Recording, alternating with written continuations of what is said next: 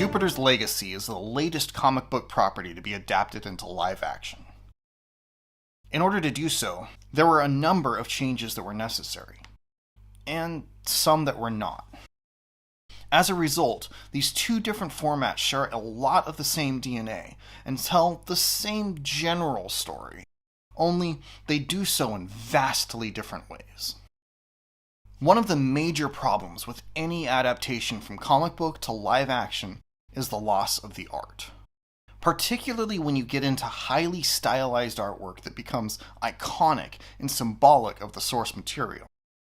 The live-action counterpart is always going to have an uphill battle by comparison. When you look at a series like I Kill Giants or Sweet Tooth, the transition into live action necessarily leaves behind something significant. You simply cannot replicate or replace the style of the original artist with real people in the real world.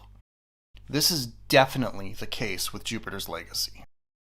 Though the costume design in the show is really well done, there simply is no comparison to the phenomenal original artwork of Frank Quitely, and there never could be. Changes must necessarily be made in order to adapt to the different medium. And while I applaud the design work here and their success in translating Frank Quitely's design into a real-world display, it simply cannot feel the same. Any good work will recognize this issue and develop their own sense of style. Jupiter's Legacy does this fairly well, adopting its own look and feel without completely redesigning everything. The properties feel distinct, yet closely related.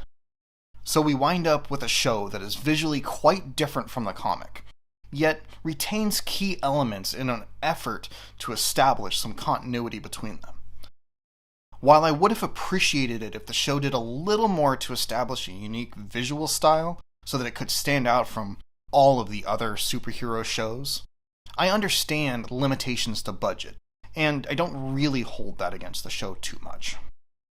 However, it isn't the art alone that changes in the transition from page to screen. While both iterations of this story follow the same general path, they do so at completely different paces. The first volume of the show is 8 episodes long, but it only covers 2 issues worth of material from the comics. This makes for entirely different experiences, with the comic clipping along at a brisk pace for a bombastic presentation that never gives you much time to breathe. The show, on the other hand, is far more decompressed, taking entire episodes to explore elements that were mere sentence-long references in the comic.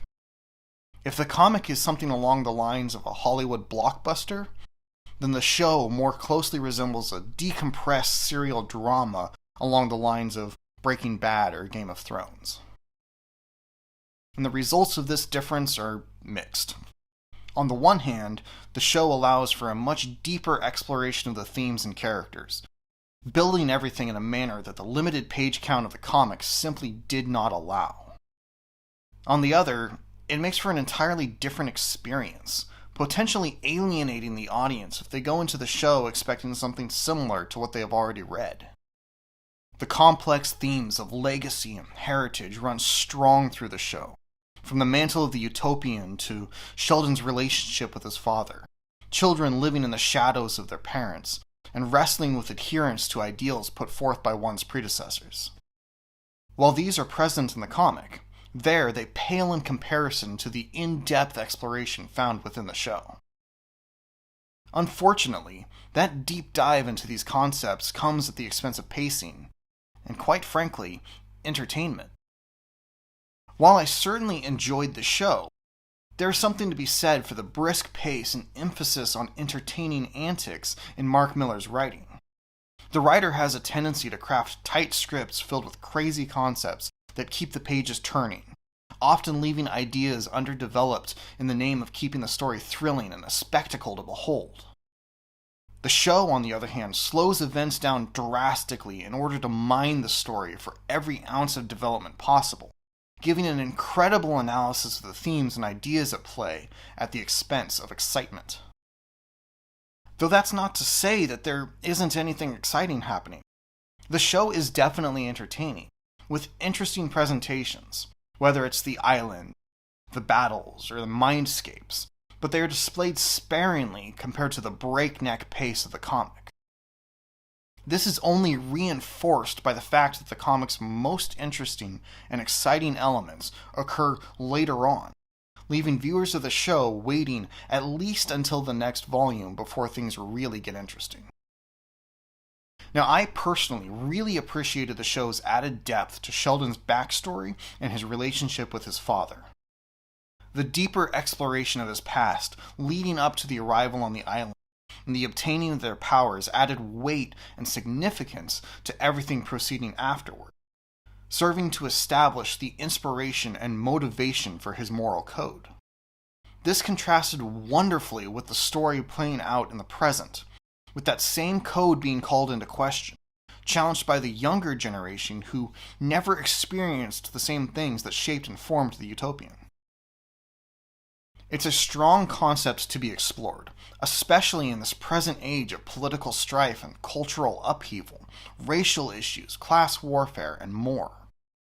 Namely, the experiences of one are not necessarily the same as another, and the resulting worldviews will necessarily differ significantly as a result.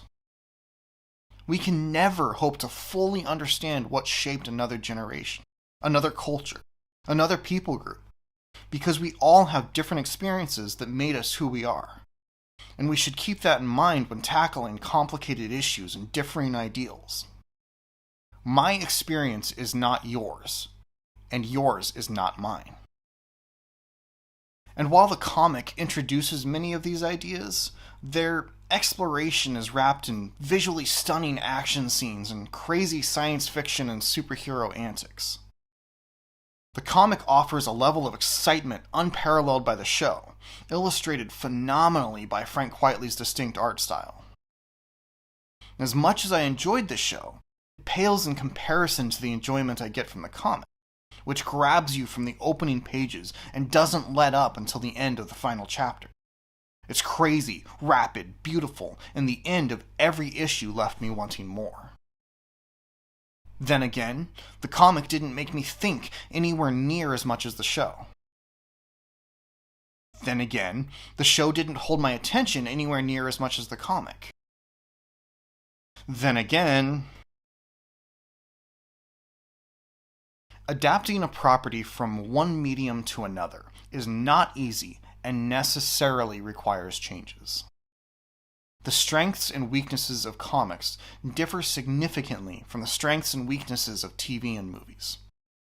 As such, that transition from one to the other is always going to present problems. Jupiter's Legacy navigates those delicate waters with some interesting decisions, and it comes out the other end with products that are simultaneously very similar and drastically different. What makes one great is not necessarily present in the other, which still somehow goes on to shine in a significantly different manner. I enjoy both for very different reasons. If you enjoyed one, I would recommend trying the other, so long as you keep in mind that there will be very different takes on the same basic story.